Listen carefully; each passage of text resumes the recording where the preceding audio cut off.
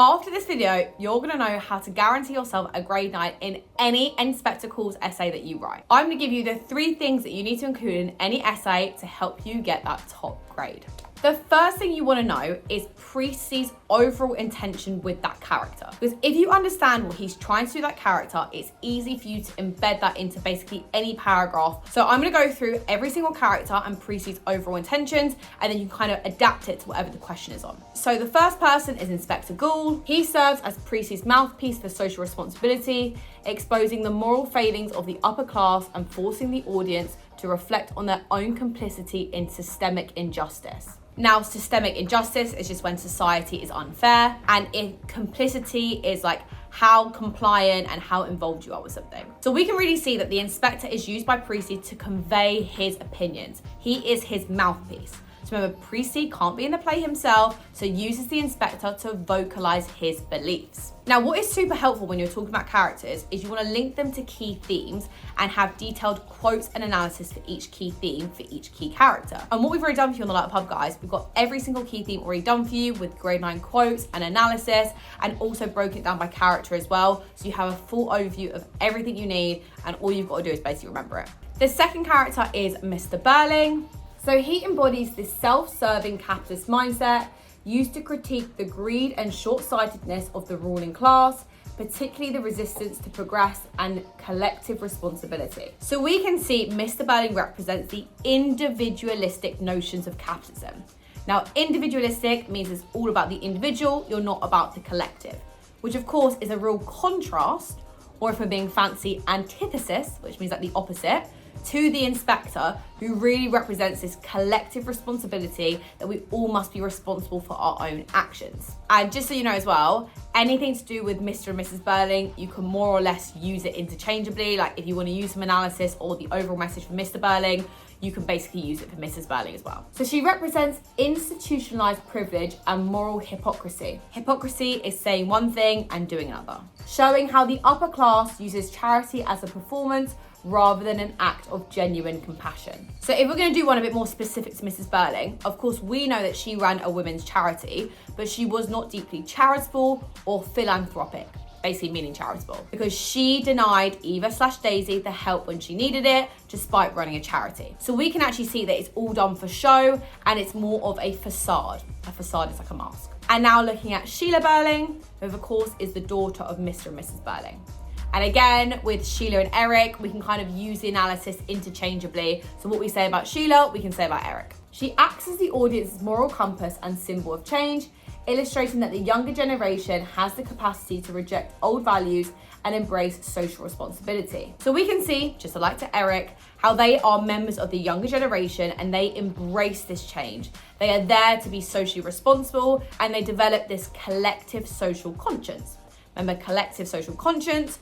Conscience is knowing right from wrong, so collective social conscience is just knowing right from wrong in society. And we can see that Sheila is actually the first member of the young generation to really have this pivotal change, and she almost becomes a spokesperson for the working class. So she almost speaks on their behalf, and her disgrace is a symbol of like the working class people's disgrace, and starts to become empathetic, so really understanding the hardships and the challenges they face, which is actually as a consequence of capitalism, and in particular, capitalists like her father. Now on to Eric Burling. He reflects the corruption and recklessness of unchecked privilege, but also the potential for guilt, redemption, and transformation, highlighting Priestley's belief in generational change. Redemption is like being saved from sin and having this change. So we can see, although Eric does commit more of a grave, so more of a serious act than Sheila does, because of course he gets Eva/Daisy pregnant, whereas Sheila gets her just sacked from a shop.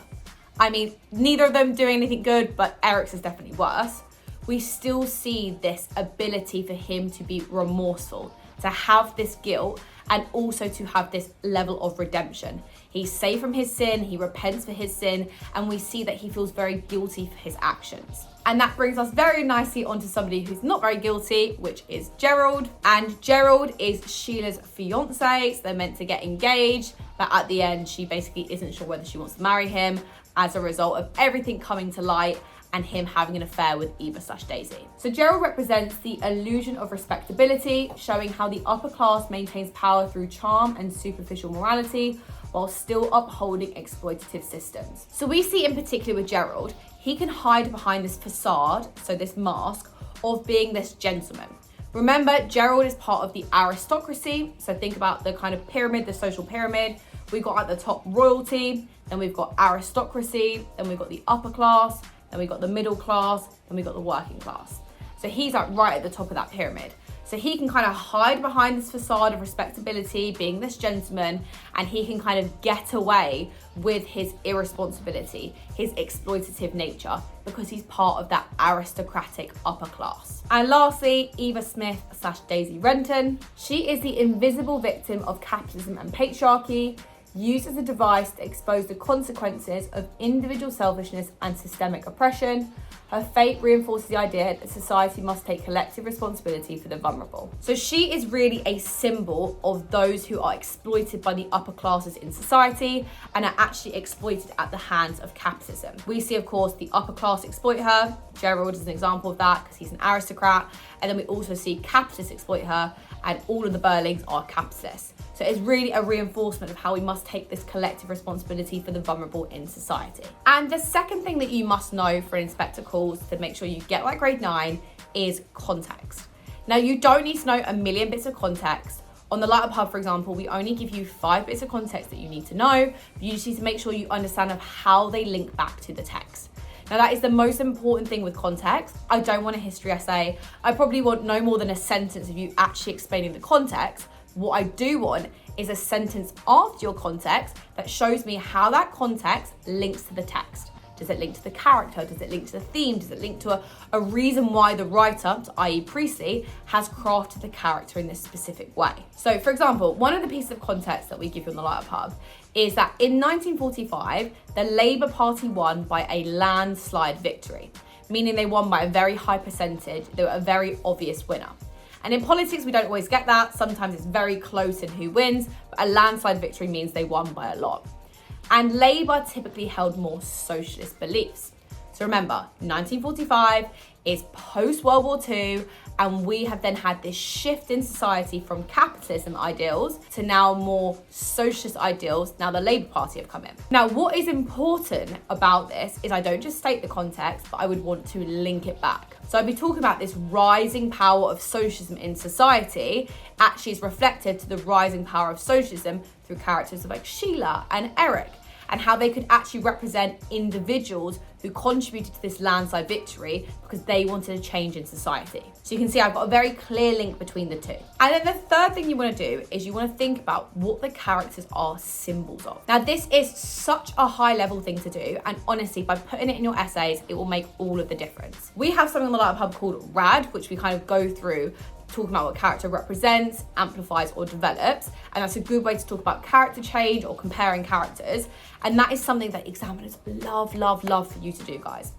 So I'm going to kind of give you like a very small glimpse into the kind of thing we do on like a RAD for each of the characters. So the inspector, a symbol of collective conscience and moral reckoning, embodying socialist ideals and acting as an omniscient force that demands accountability from the privileged. Omniscient is all-knowing, and he's a symbol of this idea of collective responsibility that we must be accountable for our actions. Mr. Burling, a symbol of capitalist arrogance and self-interest, representing the short-sightedness of the upper class and their resistance to social change. So we can see he's very obstinate, so he's very stubborn in his beliefs and his acceptance of accountability and social responsibility.